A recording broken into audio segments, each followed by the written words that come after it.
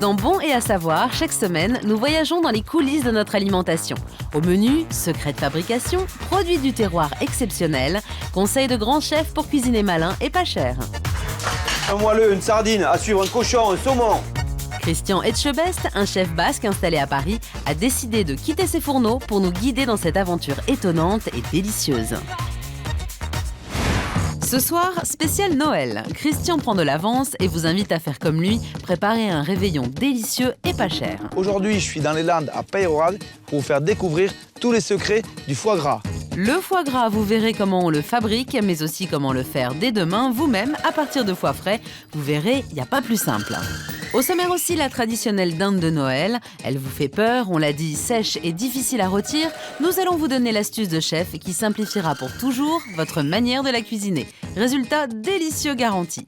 Ensuite, le dessert roi de vos fêtes de fin d'année, la bûche.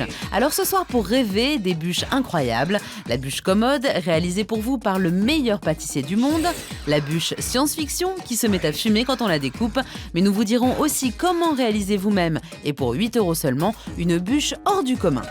Enfin, tout sur la boisson star de Noël, le champagne.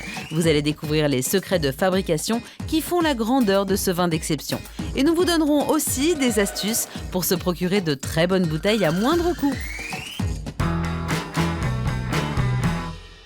La dinde fait partie des incontournables d'un bon repas de Noël. C'est non seulement délicieux, mais aussi très bon marché. Comment bien la choisir, comment bien la cuisiner, c'est tout de suite. Nous, on a un slogan, le dindon, c'est trop bon. La dinde est la star des fêtes de fin d'année. Peu chère et peu calorique, elle possède tous les atouts pour nous séduire. Mais alors que vous maîtrisez tout au long de l'année la cuisson des filets et des rôtis de dinde, vous redoutez toujours de manquer la cuisson de cette belle volaille le soir du réveillon. Alors nous allons vous donner une astuce immanquable pour obtenir une dinde rôtie et moelleuse. Mais avant cela, direction la Dordogne où l'on célèbre chaque année ce gros volatile. Concours de glouglou, repas 100% dindon, bienvenue à Varennes. Ici, chaque année, on fête la dinde et le dindon. Oh le beau dindon! Une occasion unique de découvrir ce volatile que des explorateurs ont ramené d'Amérique. Mais avant tout, quelle différence y a-t-il entre une dinde et un dindon? Ah, la grande question, mais la dinde, c'est la femelle et le dindon, c'est le mâle. Le dindon a une caroncule, c'est-à-dire toutes les petites aspérités qu'il y a autour de la tête, qui est bien plus prononcée, alors que la dinde, c'est plus petit, quoi, c'est plus discret. Pour moi, c'est un animal magnifique. Ça, on dirait presque que ça sort de la préhistoire. Mais le dindon est beaucoup plus gros que la dinde. Sur pied, on n'y voit que du feu, mais regardez déplumé. Voilà un monstre de près de 9 kilos. Donc là, c'est un dindon qui pèse 8,8 kg. Donc c'est vrai, c'est une belle bête. Le dindon trop gros finira en général en rôti ou en filet, mais une dinde entière régalera 6 convives. Là, nous avons une belle dinde bronzée de 3,6 kg. Donc là, ça, c'est le bon gabarit en volaille de Noël. La dinde, c'est la viande la plus maigre qui soit. On la recommande souvent pour des régimes. Ses qualités nutritionnelles sont indiscutables. Ça veut dire que c'est une viande qui est maigre, aussi maigre, enfin, c'est presque comme du poisson. En plus, elle est riche en phosphore, en fer et en magnésium. L'autre avantage de la dinde, c'est son prix. Entre 5 et 8 € le kilo, c'est la viande la moins chère du marché. Maintenant, reste à la faire cuire et c'est l'étape la plus importante, car la dinde a tendance à se dessécher, ce qui a causé sa mauvaise réputation. Pourtant, elle peut être délicieuse. Chef Martial va nous donner ses conseils pour que vous réussissiez à tous les coups une dinde moelleuse. Première astuce géniale, pré-cuire les cuisses de la dinde, car les cuisses plus épaisses nécessitent plus de cuisson. On plonge donc la dinde à mi-hauteur pendant 30 minutes dans de l'eau avec un cube de bouillon. C'est la technique que nous, professionnels, on a de façon à cuire correctement une dinde. Pendant que les cuisses mijotent, vous pouvez préparer la farce. On s'en fait souvent une montagne, mais vous allez voir qu'une bonne farce, c'est facile et réalisable en quelques minutes. Prenez des marrons, de la chair à saucisse, un oignon, de la mie de pain, un yaourt et du persil plat, et c'est tout. Coupez finement l'oignon et faites-le revenir dans un peu d'huile. En dehors du feu, mélangez-le avec la chair à saucisse, ajoutez les marrons en les écrasant légèrement, puis la mie de pain et le yaourt. Le fait de mettre un petit peu de yaourt dans cette farce va aussi permettre à la chair de notre dinde d'être encore plus moelleuse. Ajoutez le persil coupé. Une petite astuce, si on veut faire un peu plus chic, on pourra mettre des petits dés de foie gras dedans. Et là, on aura un effet absolument sublime. Salez, poivrez et glissez la farce dans une poche. Il est temps de sortir les cuisses de dinde de leur bouillon, elles sont bien pré-cuites. On voit bien que mes flancs sont encore bien crus, alors que mes cuisses sont quand même déjà bien entamées en termes de cuisson. On va maintenant farcir la dinde, puis la badigeonner avec un beurre légèrement fondu, c'est ce qui lui donnera le croustillant et le doré. Salez, poivrez et ajoutez un trait d'huile d'olive. La dinde est prête pour l'étape cruciale du rôtissage. Après la pré-cuisson, 1 heure suffit. D'abord 20 minutes à 180 degrés pour la dorer, puis 40 minutes à 160 pour la saisir.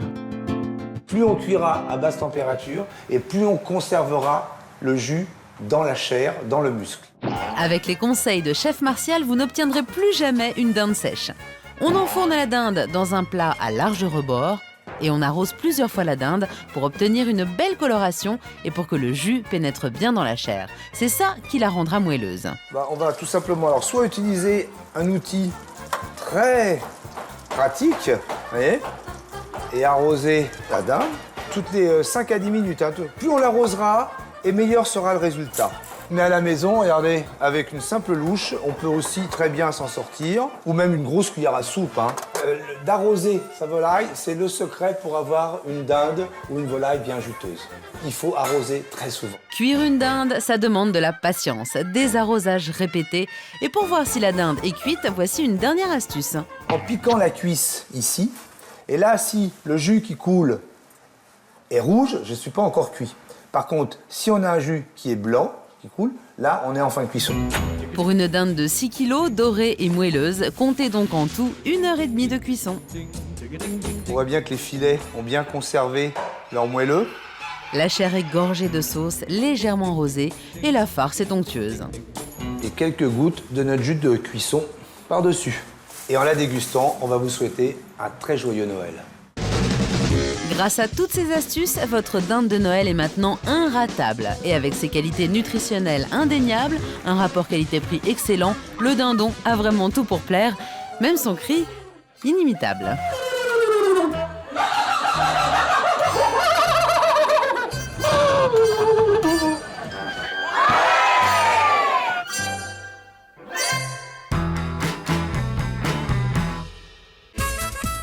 C'est dans les Landes, près du village de Pérorade, que Christian, notre chef, a rejoint Mathieu, producteur artisanal de foie gras.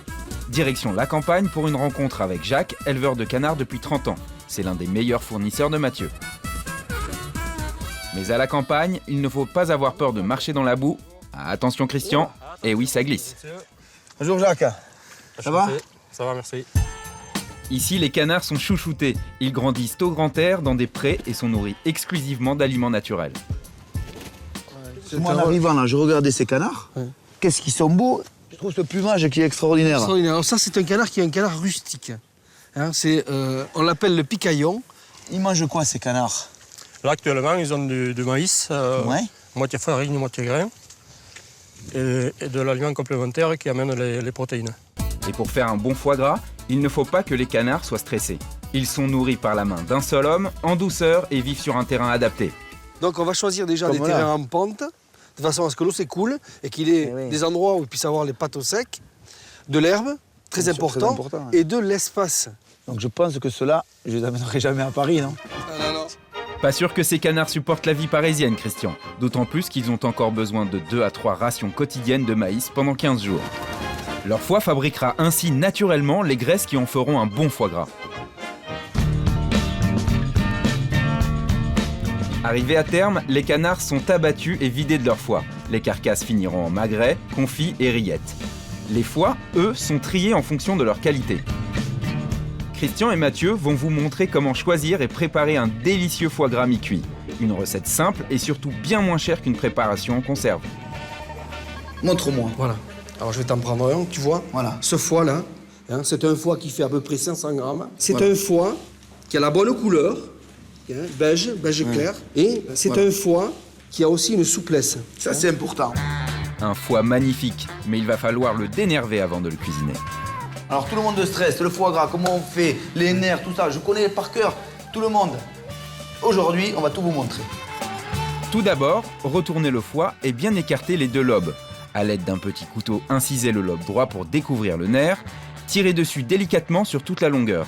Et hop, facile. Et comme le dit Christian, On arrête d'avoir peur, on y va franchement. répétez ensuite l'opération sur le lobe gauche, le plus gros. Allez-y sans crainte. Salez, poivrez sur les deux faces. Et c'est tout. On va prendre le petit lobe et le grand lobe. D'accord.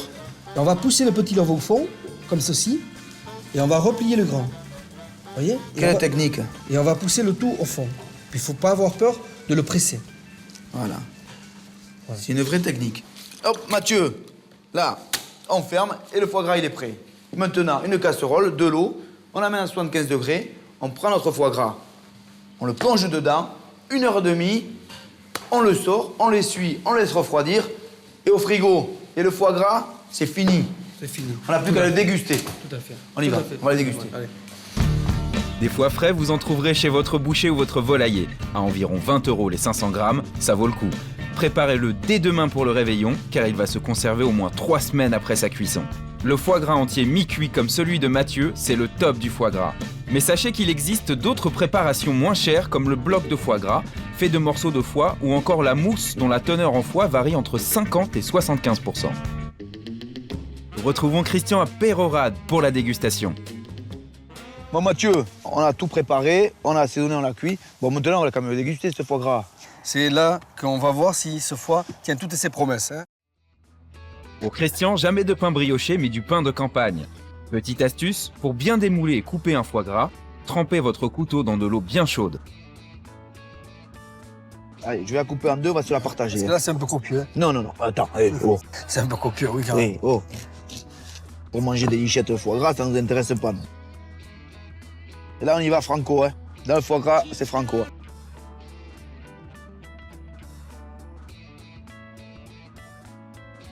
C'est parfait. Pas du tout granuleux, c'est bon, ça a du goût. Ça. Quand on croque, c'est fondant aussi. C'est fondant, ouais, c'est exceptionnel. C'est extraordinaire. Et après le foie gras et la dinde, nous vous dirons tout sur le champagne, comment bien le servir et trouver des bouteilles à tous les prix. Et si vous n'avez jamais osé préparer vous-même la traditionnelle bûche, vous verrez une recette facile et économique pour épater vos convives. Noël, c'est dans 3 semaines, alors n'attendez pas, vous pouvez dès maintenant préparer votre réveillon.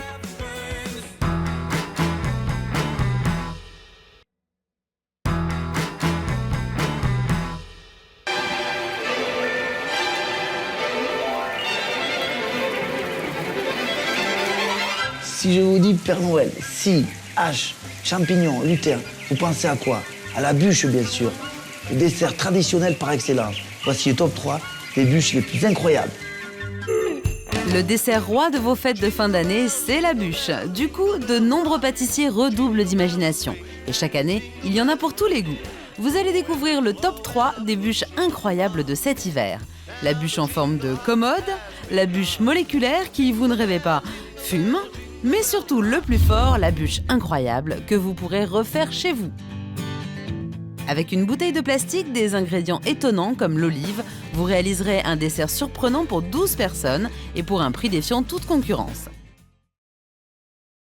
Mais d'abord, direction un palace parisien pour rencontrer Christophe Michalak, un célèbre pâtissier qui, cette année, a créé une bûche incroyable en forme de commode. On dirait un meuble tout droit sorti d'une maison de poupée, et pourtant, c'est bien un dessert qui en met plein la vue. En général, on mange avec les yeux et il faut qu'il y ait beaucoup d'élégance.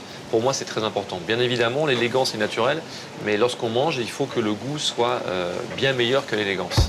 Et chaque détail est un vrai délice. Alors c'est parti avec les explications du chef. J'ai réalisé un moule en fait, que j'ai modelé. Si vous le regardez comme ceci, on a l'impression que c'est une commode. J'ai réalisé également une sorte d'impression en beurre de cacao. Et c'est ce qui va faire nos tiroirs. Pour fixer ces tiroirs, Christophe va ajouter une fine couche de chocolat au lait. On va passer au croustillant. Donc j'ai du chocolat au lait, des crêpes séchées dentelle et du praliné noisette que je vais dresser au fond de mon moule. Un fond praliné bien croustillant qui va être parsemé de noisettes. Et ça continue. Après une couche de crémeux au chocolat, notre chef va ajouter un biscuit aux amandes qu'il va délicatement napper de sirop au citron vert. Et la petite astuce du chef, la voici. Alors bien évidemment, le citron, tout ce qui est agrumes, se marie parfaitement bien avec le chocolat au lait. Et ça, c'est une astuce de grand chef. Mais ce qui se marie aussi très bien avec le chocolat, c'est la mousse de banane. Oui, mais ce n'est pas fini. Voici la dernière couche, une mousse de chocolat au lait allégé. Oui, mesdames, vous avez bien entendu.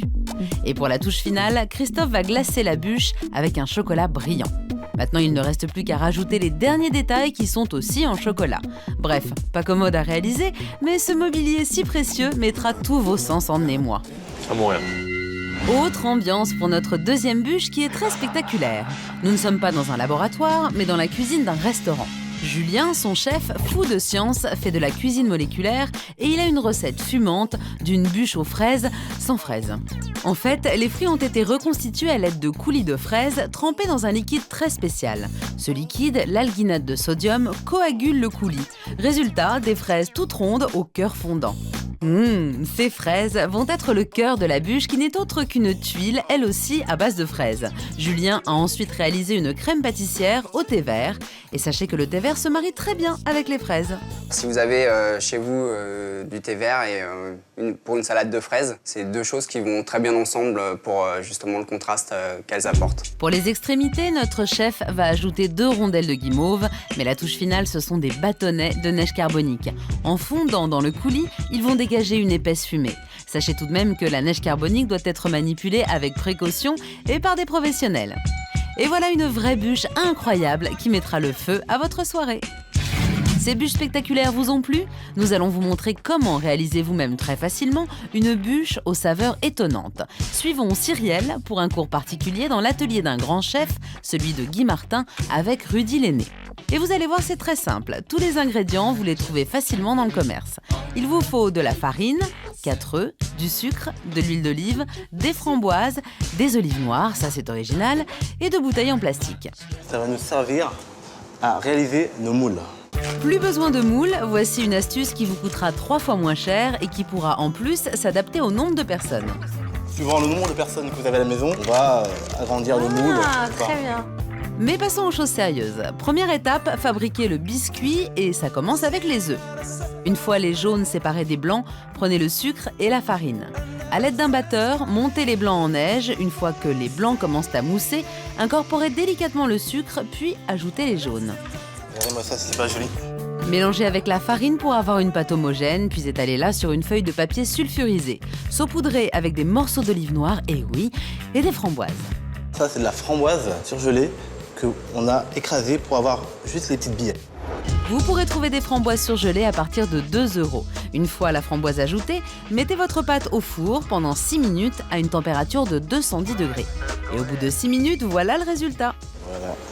Il se démoule facilement comme ça. Vous avez vu, avec une feuille, on va le retourner, on enlève le papier. Donc là, on va laisser gentiment refroidir et on va s'occuper des glaces. Une glace à la framboise avec des bouts d'olive ?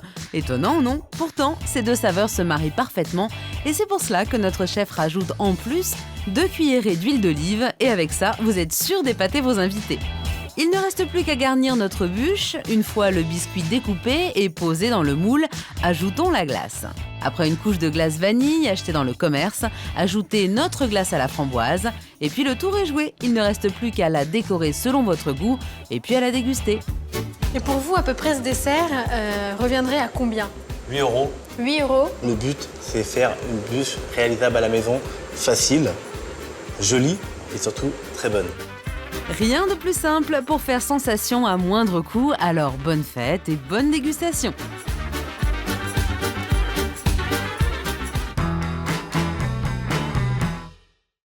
Cette émission spéciale Réveillon ne serait pas complète sans la boisson reine des fêtes, le champagne. Comment bien le servir ? Quel bon plan si vous n'avez pas les moyens de vous en offrir. Mais d'abord, vous allez découvrir les secrets de fabrication étonnants du plus célèbre vin du monde. Les Français en boivent chaque année 150 millions de bouteilles et toutes viennent de ces vignes. Normal, nous sommes en Champagne, dans le nord-est de la France. C'est la seule région où l'on produit des vins ayant l'appellation Champagne. En décembre, les vendanges sont finies depuis longtemps, mais ce chef de cave d'une très grande marque tient à nous montrer ce raisin exceptionnel. Ça tombe bien, il en reste quelques grappes. Ce raisin, il vaut de l'or. Il a une belle acidité, c'est ce qu'on recherche dans le champagne. Celui-là, c'est du pinot noir, mais il en faut 2 autres variétés, le pinot meunier et le chardonnay, pour faire du champagne. C'est le mélange des 3 qui lui donnera son goût unique. Tout commence lors des vendanges à la fin de l'été. Les raisins sont tout de suite pressés et le jus de raisin commence à fermenter.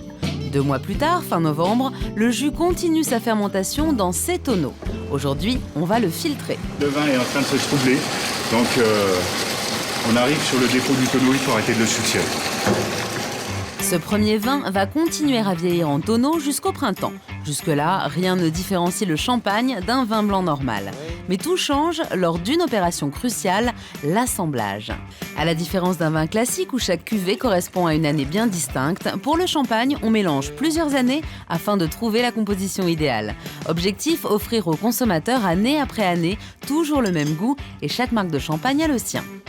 Il faut qu'on assemble les pinots noirs, les chardonnays, les meuniers, en fonction de l'année, donc dans des proportions différentes, pour arriver à un assemblage des vins de l'année avec ceux de l'an passé, et donc les vins de réserve, pour arriver à une cuvée homogène, constante, fidèle de l'esprit de la maison. Mais regardez bien, le plus étonnant, c'est que le champagne n'a pas encore de bulles. Pour les fabriquer, les viticulteurs ont une recette, elle est étonnamment simple, la voilà.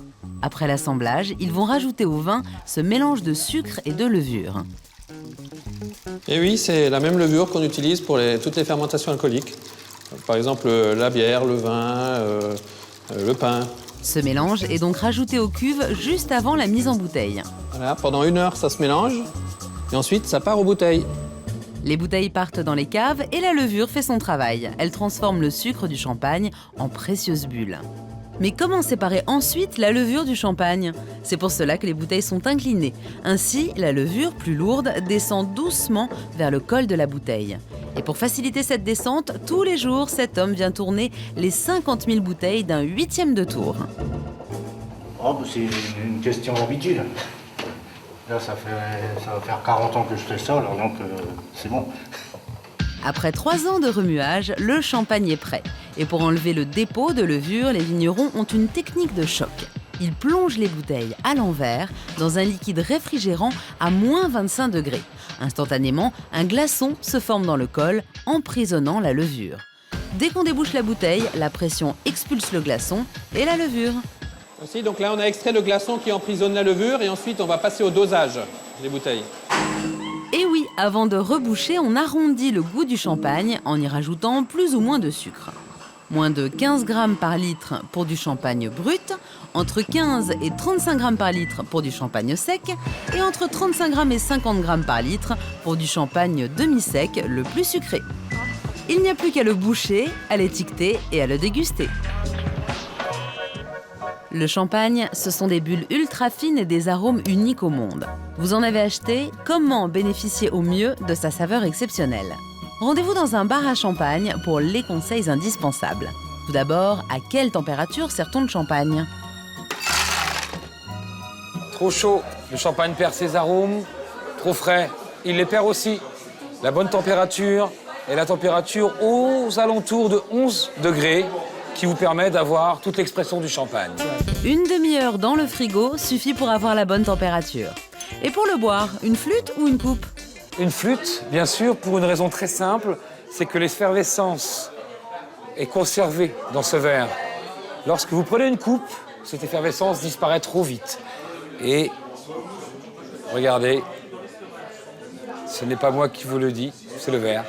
Enfin, comment conserver votre bouteille déjà entamée? Avant tout, oubliez la petite cuillère. Pour conserver le champagne, la meilleure solution reste le bouchon hermétique. Le champagne, c'est une boisson exceptionnelle, mais qui nécessite un certain budget. Alors si vous n'avez pas la possibilité de vous en offrir, nous avons une solution pour vous. Regardez ces vignes, c'est un des secrets les mieux gardés de la région. Nous ne sommes pas dans la délimitation du Champagne, mais juste à côté. Les vignes de la Champagne, elles sont à 1 km d'ici. Ce sont les parcelles marron que l'on aperçoit sur le coteau qui est juste en face de nous. Et oui, les raisins de Monsieur Bouhélier sont cultivés dans le même terroir et dans le même climat que ceux du Champagne, mais à 1 km près, son vin ne peut pas obtenir l'appellation Champagne. Je produis du crément de Bourgogne et pas du Champagne. Ça a la couleur du champagne, le goût du champagne, mais c'est un superbe crément de Bourgogne. Monsieur Bouhélier produit avec la méthode champenoise ce vin pétillant. Mais ces bouteilles se vendent moitié moins cher que les champagnes premier prix. Les clients sont ravis. Pour moi, ça ressemble très fort au champagne, quoi. C'est un produit très similaire, à la seule différence, c'est que c'est quand même beaucoup moins cher. C'est très convivial, et puis on ne regarde pas une flûte, on y va, quoi. Hein. Tandis que le champagne, il faut quand même être un peu parcimonieux quand on le sert, voilà. Le crément de Bourgogne, c'est donc le bon plan pour un petit budget à l'occasion des fêtes. Et si vous avez les moyens de vous offrir un champagne de rêve, vous savez maintenant comment bien le déguster, avec modération bien sûr.